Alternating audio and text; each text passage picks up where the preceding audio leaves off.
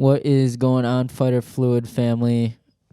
We are your hosts, Giancarlo Guccione, Jose Gomez. and we have a little Fighter Fluid official podcast today. Yes, sir. We're gonna grab lunch after this because neither of us ate. What have you been up to this weekend, Jose? I went on a little trip. I went to Indiana for just visit my cousins' birthdays. Family time's always a good time. Yes, sir. But what else? What'd you do out there? I just Indiana, I feel like there's not a lot of. there's nothing, bro. There's cornfields. There's Walmarts. Was it by Hammond, Indiana? Nah, it was in West Lafayette area, and I went to. Yeah, it was good. That's good. We're sorry for our absence of the podcast. It's been like 8 days since we posted. We had one podcast that we were going to post, but we went a little too deep on a subject that we're not going to bring up today. So, and we don't want to get canceled before we even start. But on that regards, we are glad to be back. Monday, spring break is over, and yeah, it's really good. What'd you do this weekend? Where were you at? Well, I had a job for like 8 hours. I worked at this sashimi place as a sashimi chef.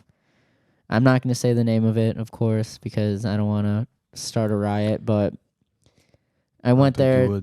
It's my favorite marketplace to go eat. And I was making sashimi over there, and it was pretty good until like when I first was hired, the store manager said I wouldn't need any special training or experience. And then later on, I was like fucking up so much, and then the store owner came in, and he's like, sorry, like we were just looking for somebody more experienced, but he zelled me like $150. So it wasn't bad. For the inconvenience? For the inconvenience. I was actually training with like a bunch of Mongolian people. And it was like a Japanese marketplace. I'm not throwing shade, but it was like I was actually kind of scared at one point because this Mongolian couple were like yelling at each other, and then it went silent, and we're all like frying tempura. And this guy went from behind me and went over to his wife and like smacked her in the back of the head. It was fucking. I almost laughed, but I was like, that's probably not funny, and I'm just gonna stick to my tempura frying. But it was wild 8 hours. The shifts are 11 and a half hours. Damn. 8 a.m. to 7:30 p.m. That's crazy. Dude, no way. How much an hour? Fuck, like 16, which is not bad for how many hours they offer. But I definitely probably would have quit pretty fast. What's up, Flacco? How are you doing? But other than that, I've just been training. I went to Picapao Jiu-Jitsu today. It's a 40-minute car ride, but I love going over there. People are amazing. I was training with Victor Aguirre, who has a MMA pro debut coming up, and I was giving him some looks with the MMA gloves on, and he's just so good. I was gonna say, how are the VFS people looking for Hammond, Indiana? Dude, it's stacked up with VFS fighters. Oh my gosh, there's so many of us out there, and you're gonna compete. We're looking good though. I can't say I've seen much of like Victor or even Penevalon, but we're looking good. I mean, Penevalon, he trains till like 3 a.m. Or like he's out. The guy never sleeps. Do you see his stories on Instagram? I be clicking on sometimes. 3 a.m. sauna, treadmill.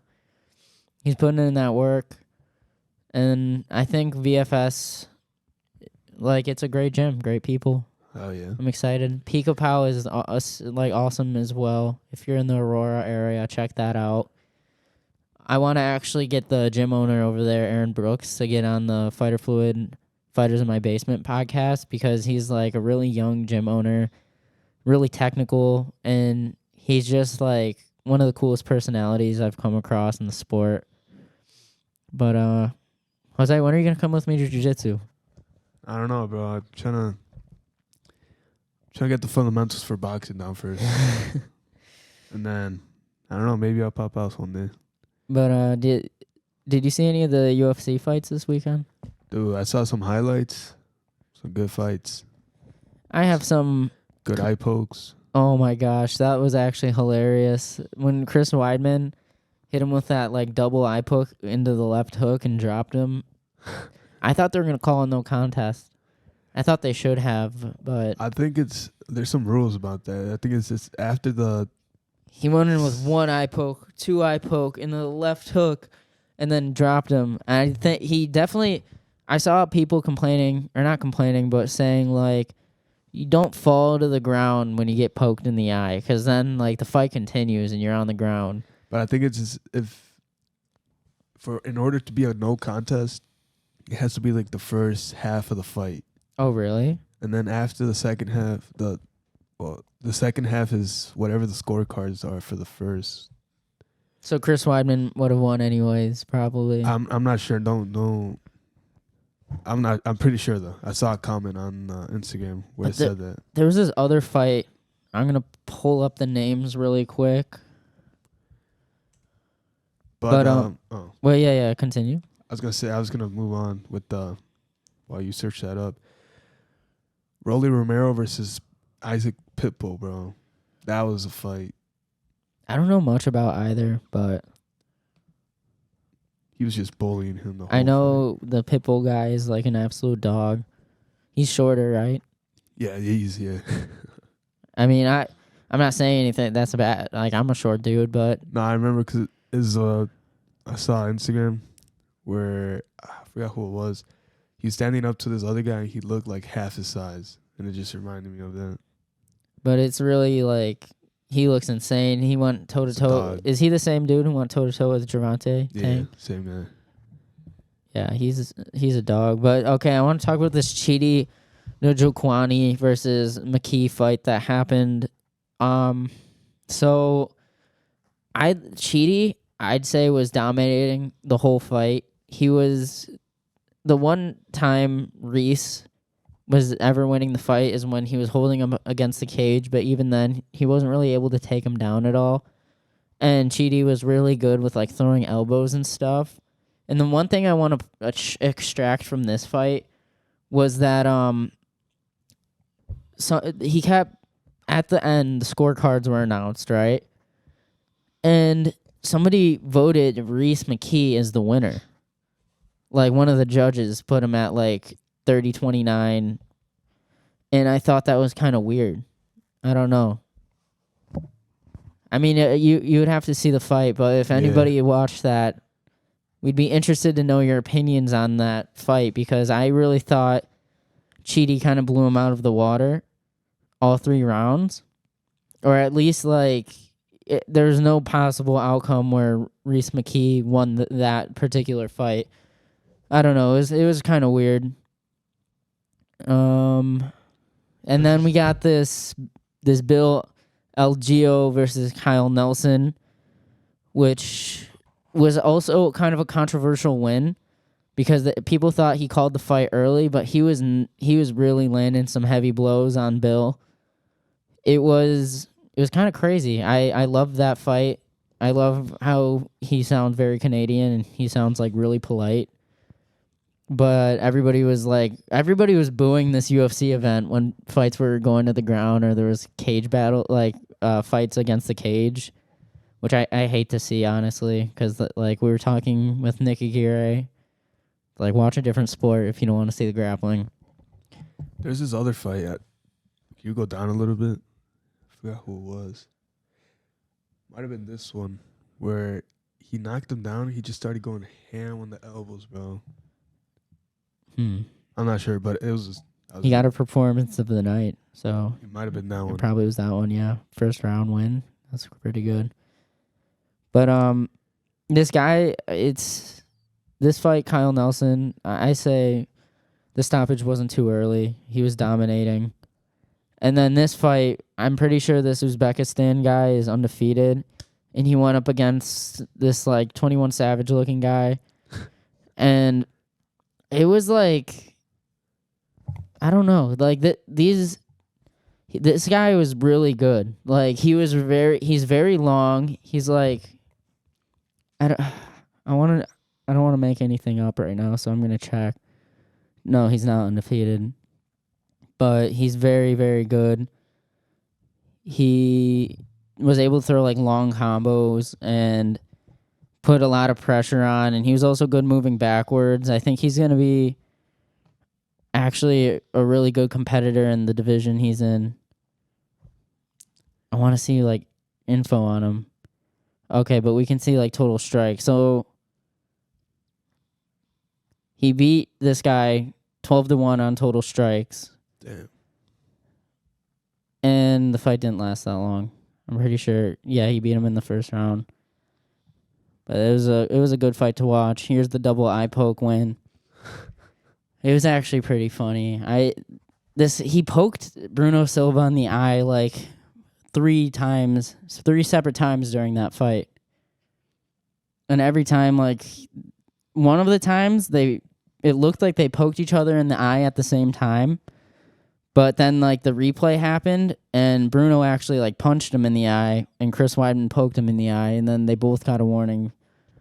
But it was a pretty controversial win for Chris Weidman, I'd say. I think he was winning on the scorecards either way, but... Yeah. And then Joaquin Buckley versus... This is where I stopped watching. I actually didn't watch the main event. Not because they're women, but just because I didn't really have time. But... Decision? Yeah, decision win. Damn. And the person who wasn't supposed to win won. The odds. So, for this Joaquin Buckley fight is pretty interesting because Joaquin Buckley actually went to VFS for like a day, which I think was a smart move because Bilal has beat Vicente Luque before, so he knows like a good game plan and a good strategy Joaquin Buckley could have gone in with.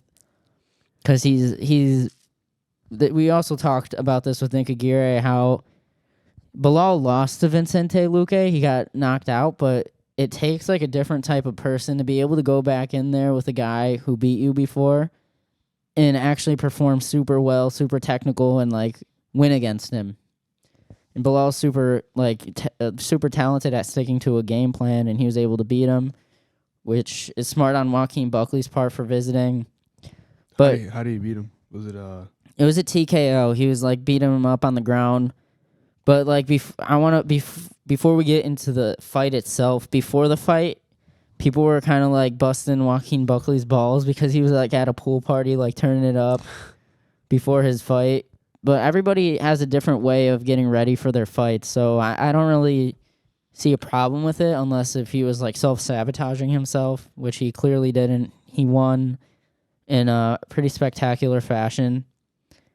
It was a great fight. I love the way Joaquin Buckley, as a shorter fighter, came. Actually, how much shorter was he than Vicente? Definitely shorter, but the bottom line is he was super good at getting inside and just landing heavy shots. And I don't know if he hurt Luque early in the fight, but it seemed like Luque just like gave up kind of. Like he went for a double leg, and Joaquin Buckley like cross-faced him, and instead of like trying to keep pushing with the double leg, he just kind of he fell on his ass and went into half guard and just started covering up. And it was like I don't know, it just seemed like he gave up pretty early in the fight. Number 11, right? Yeah, it looks like Joaquin Buckley's probably I think he's in the top 15 now for welterweight. Have you seen Joaquin Buckley's like famous knockout? Nah. Which one was it? You'll know it when you see it. It's one of those you know it when you see it type of knockouts. I'll pull it up right now. Was it a knee? No, it was like a spinning kick. Somebody caught his kick and he like spun and knocked him out and left him like frozen. I think I might have seen it then. Right here. Let's see if I can pull it up on the recording. I just don't want an ad to be caught because this is not fighter fluid. This is definitely like one of those you know it when you see it type of knockouts. Just is the same as Ignacio Bahamend's spinning kick. I like how that inverts. Let me pull this shit up. All right, check this out. So they're moving. He catches a kick.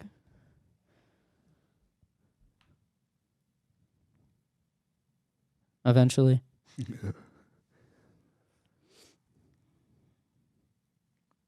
But Buckley actually went down a weight class, I'm pretty sure. Holy, dude. Yo, replay that, bro. Bring it back. That's gotta be scary, bro. For his family especially. And I don't know about him. Like, he's out. Like, look at that. He's out. Jesus. All right, now we got to pull up Ignacio Bahamondes knockout. Because he trains at VFS, and he's fighting this weekend, actually. Yes, sir. Let's go, Ignacio. Was this fight in UFC? No. Or Ignacio Bahamondes? yeah. Yep.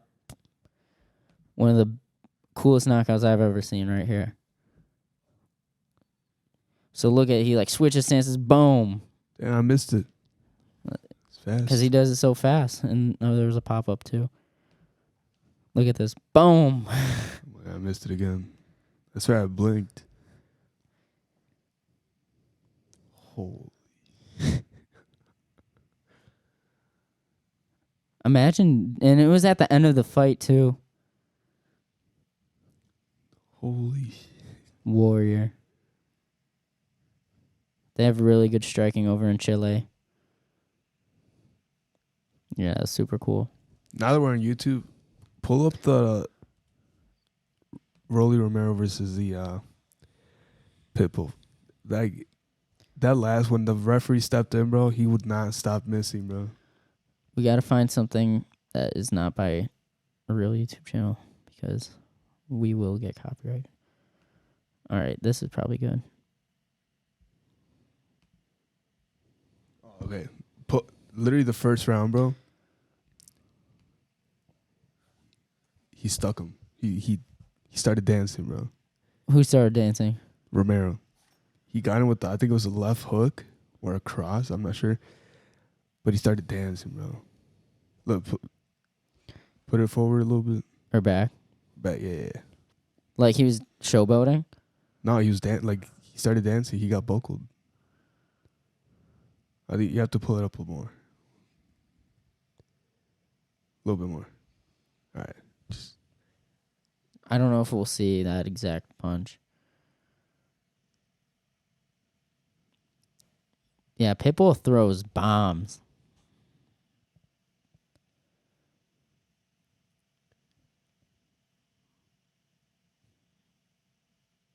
Wow.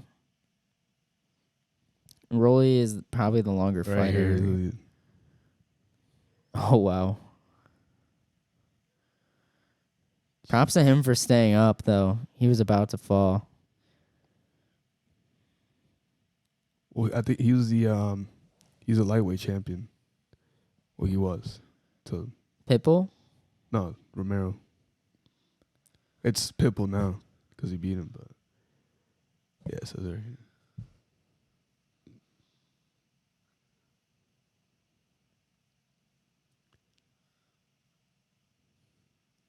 Pitbull's just so fast and like powerful, bro. It doesn't look like he has a lot of head movement. He just kind of like goes in.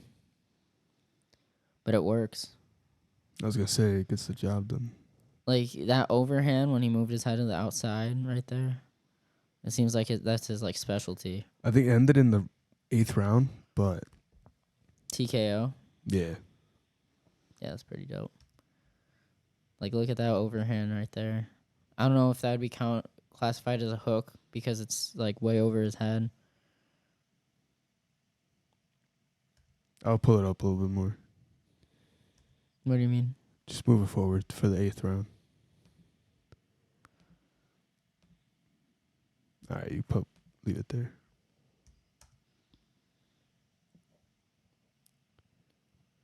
He literally is like a pit bull. He's like a lot of muscle.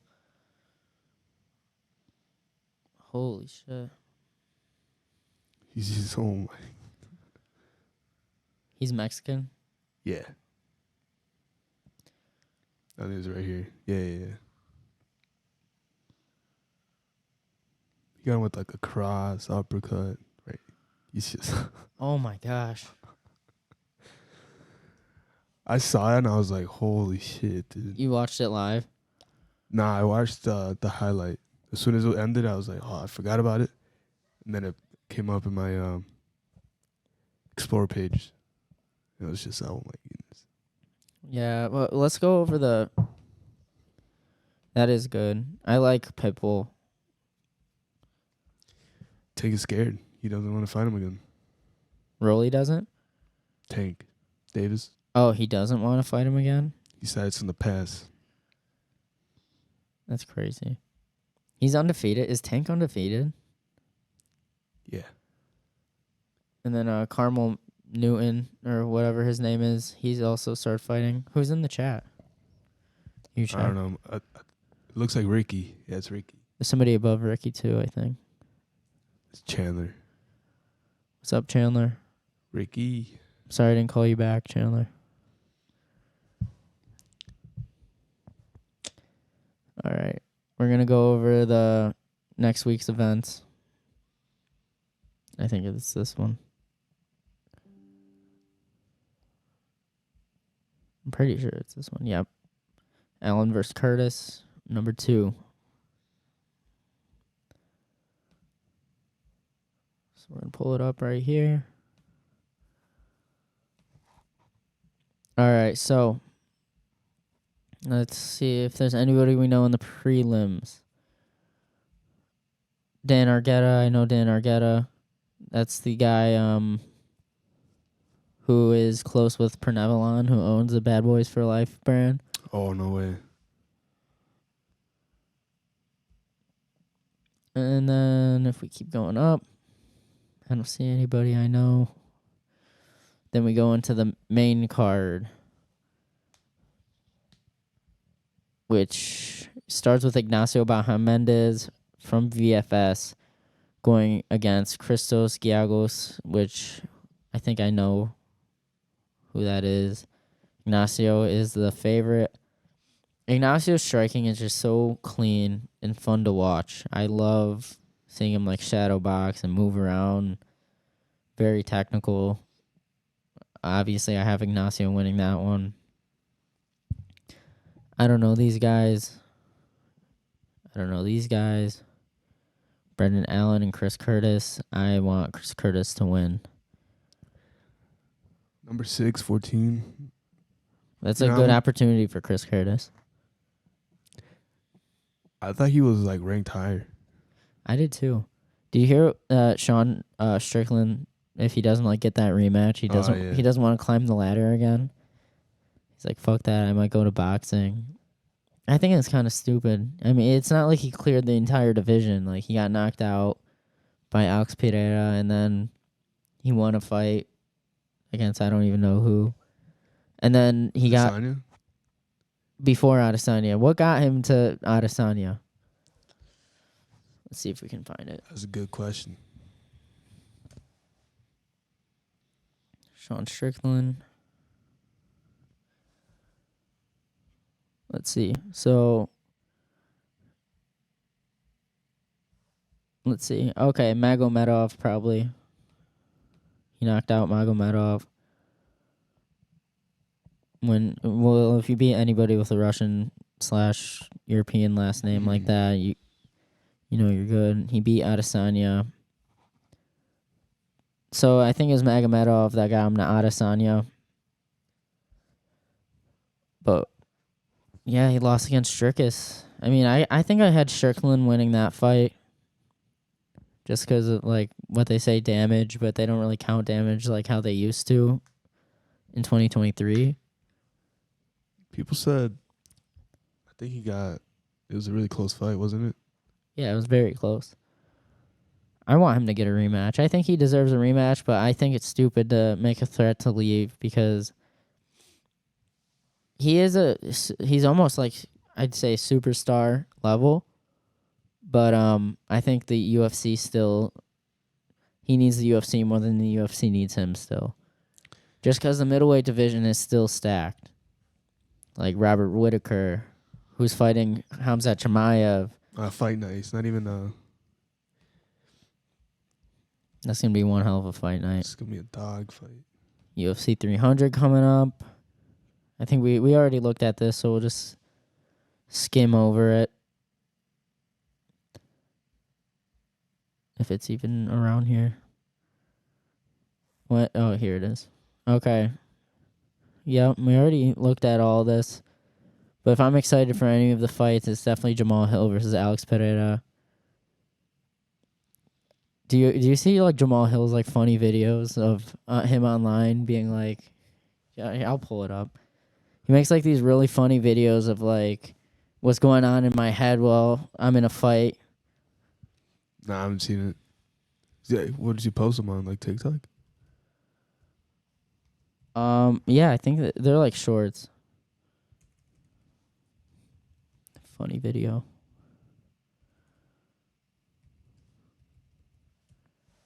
Jamal Hill is really funny.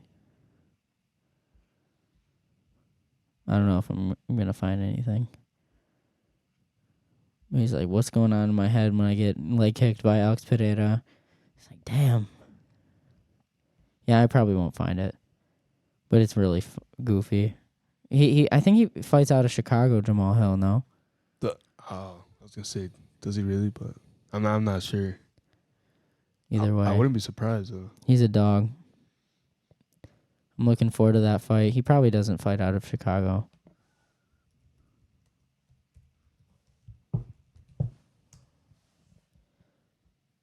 Let's see. Midtown Athletic Club. Yeah, I don't know. But that's all good stuff happening in the UFC. What else is going on, Jose? Garcia versus Haney in like 2 weeks. I have no idea. Is that going to be a good one? It's gonna be a good one. I'm not very boxing savvy, but I know both those names. People say that Garcia is just like a TikToker, but He used to be. Now he's a legitimate boxer. He fought Tank. He's been boxing since he's like a little kid. I think 7 or 8. He's a great boxer. I don't really think it's like you can't really push that aside. Like he's a fantastic boxer. He's a dog. I'm excited for that fight though. I am too then. A lot of shit talking. From who more? Probably Garcia. But he knows how to talk. So that's probably why. I see him hit the bag, and when I see like him hook, it's like electrifying. It's so fast. I finished the Art of War book. They fought each other. My bad, I didn't mean to interrupt. But they fought each other in the amateurs. Haney and Garcia? Yeah. And I'm pretty sure that they're 1-1. Don't quote me though, but they're 1-1. There's a lot of people who fact checked you on one of our podcasts with like Aaron Rodgers. What about it? You said like you said he tore something, but he actually didn't tear. You said like he tore his MCL. Meniscus. But he did. I don't think he did. He tore something. That's all I know. Yeah, that was kind of fucked up. Everybody was like, "Damn, nobody know it. He doesn't even know." I'm pretty sure it was. Search it up. I'm pretty sure it was a meniscus though.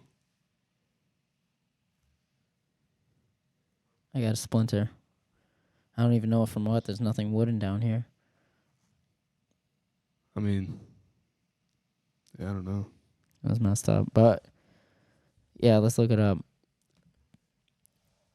What was Aaron Rodgers' injury with the Jets? Contract, no. $75 million? This seems kind of small. I mean, I think Mahomes is getting like 5 million. I mean, 500 million. All right, It's his Achilles. That's way different. It's in the leg, bro. All you guys who were questioning Jose, and he actually didn't do ayahuasca in a dark room. That was like a whole different thing. Really? Yeah. So you're just like over here lying. No, I'm kidding. You were right. He did get injured. Who cares what it was? All right, search up Aaron Rodgers' dark room. Psychedelics, probably. dark room meme. I'd like to see this.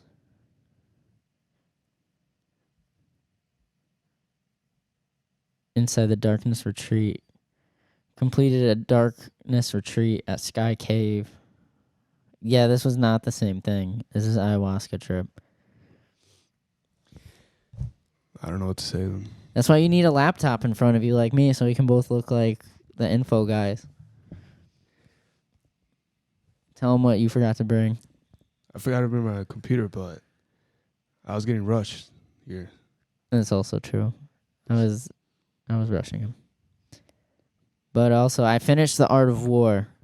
It's done. I finished the actual book, and then I had to read the commentary. I guess I didn't have to, but it just feels weird not reading the other 3/4 of a book, which is all commentary. But I learned a lot from it. It was a really good read. I want to give you the book. A lot of it's about deception, how spies are necessary in war. And I was thinking, like, I'm going to read this Art of War book, and then I'm going to read The Five Rings, which is more how to be like a warrior. And then The Art of War is how to be a general. And then I got this other book by Rick Rubin called The Way of Being, which is like how to bring your creative side out and how to like fully. So I'm going to be well-rounded Hell yeah, in my mind and my soul. I'm going to need that book. I'll hook you up with all of them. I'm starting to carry my sword around with me.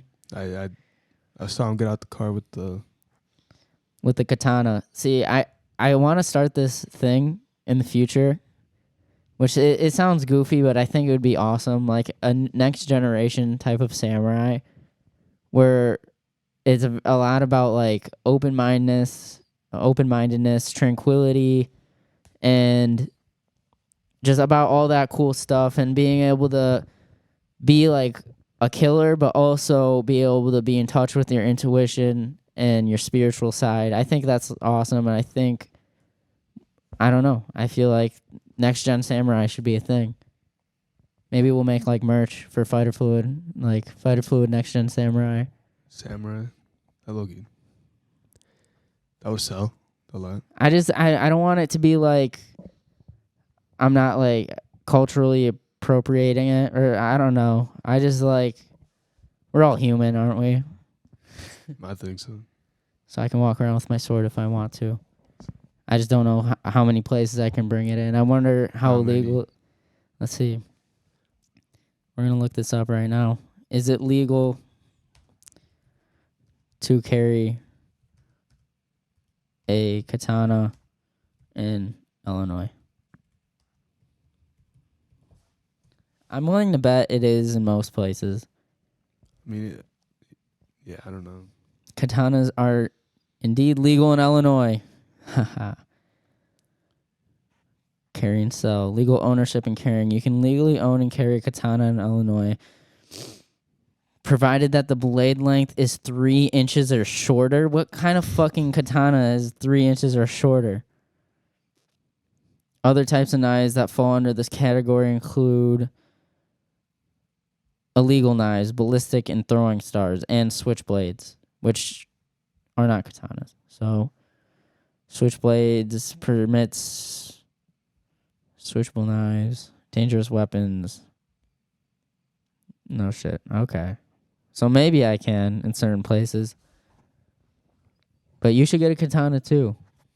We can both carry it around with our fanny packs. Where'd you get yours at? It's called Swords of Northshire. It was kind of pricey, but I got to like customize it. Should I go pull it out right now? Come bring it. All right, let me go.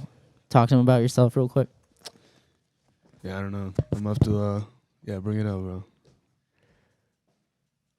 Yeah, the fact checked about that. I don't know what to say. I mean, he tore something. That's all I gotta say. I don't know his life story.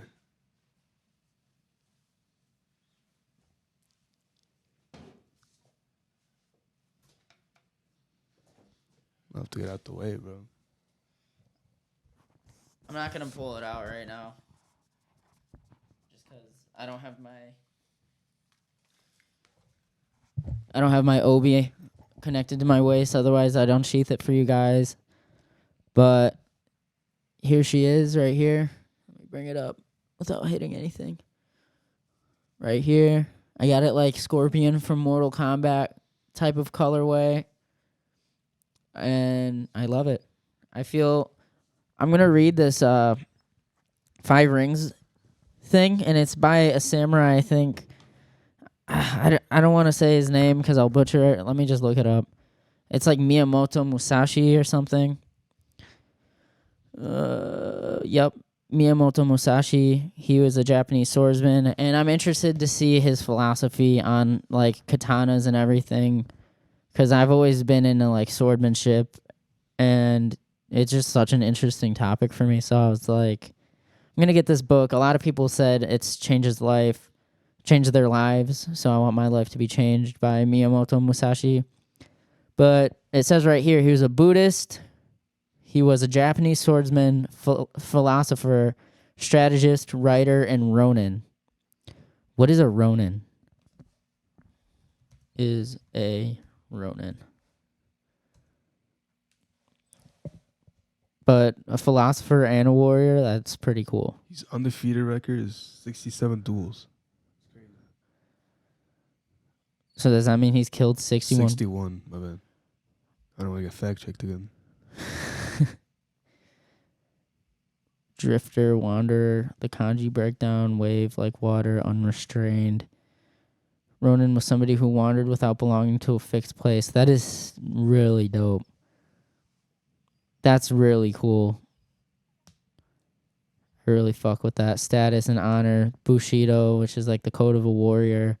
Samurai was expected to perform seppuku. So this is the one thing next gen samurais are not going to do, is commit ritual suicide. So I'm watching this show right now. It's called Shogun, and it's absolutely crazy because like this one guy spoke out of place, and he was like, "Please allow me to commit seppuku and like kill myself and end my family bloodline." So he had to kill himself, and he had to kill his like newborn child too. And the show is based on historical fiction, which means it's like history, but they make up the characters. That's crazy. So it is something that people did back then. They ended their entire bloodline for like speaking out of place or disrespecting like a lord. Isn't that nuts? I'd be a Ronin too in that bloodline. I would not want to fucking, I don't know. A Ronin chose not to follow the code and was considered. A Ronin who chose not to follow this code was considered on their own and faced great shame. Holy shit. What year was all this? The Edo period. Yeah, 1584. 1584. Where does it say that? No, that was Miyamoto Musashi. But when was the Edo period? Oh, fuck. Yo, chill out, boy. When was the Edo period? It's all really interesting stuff. If you haven't seen Shogun, I would definitely watch it. It is crazy, but also like very, very. We're gonna do a fluid film review on it, or at least I will. Let us know. Established March 24th, 1603. So Edo was a person. The shogunate. Takawaya Ieyasu played a pivotal role in establishing the new Bakufu shogunate. He benefited from the achievements of Odo. I can't say those names. I don't want to butcher them. Toyotomi Hideyoshi. This is all interesting. Just watch Shogun. It's such a great show. I'm very interested in swordsmanship, so I'm gonna read this book by Miyamoto Musashi. I think it's cool that he's a Ronin, and he was 61 wins undefeated. That's pretty amazing. I wonder if he killed all 61 people or how that works.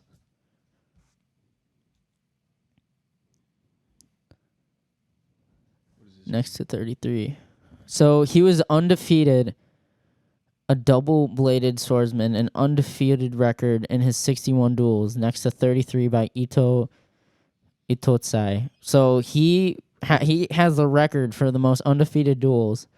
He's considered a kensei, a sword saint in Japan. He was a founder of Nito Ichiryu style swordsmanship. It was found and author. He's also the founder and author of the Book of Five Rings, which started this whole conversation. I'm gonna read it soon, and hopefully that gives me a new aspect on life. I'm gonna have a little bit of Chinese militarism in my brain. I'm gonna have a little bit of Japanese swordsmanship, and then Rick Rubin. I have no idea who he is, but he's more this time period. He preaches like awesome messages too, Rick Rubin. And I think everybody can learn from listening to him. Dude, I like the historic, history, like all these guys. It's just insane. I love it. But if you haven't watched Shogun, I'd go watch it. Or if not, you can wait for the Fluid Film reviews when I'm done watching 11 hours of it. Because each episode's like an hour long. But yeah, I don't think I have much else to talk about. I think that's really it. April 7th, it's coming up soon. Check out him in Indiana. We got our endorser, Cody Lynn, the Code Breaker, fighting April 7th. It's going to be wild. It's going to be nuts. We got Penevalon, our really good friend who came on the podcast, fighting. We got Victor Aguirre, Nick Aguirre's younger brother, undefeated, making his pro debut April 7th. So that's one you should check out. Also this weekend, this coming Saturday, we have Ignacio Bahamendez, who is one of my role models and also a teammate of mine, fighting on Saturday. So it's all very good stuff. This can be an awesome week. I hope everybody had a splendid spring break. And fight on, Fighter Fluid. Let's go. Yes, sir. Have a good one.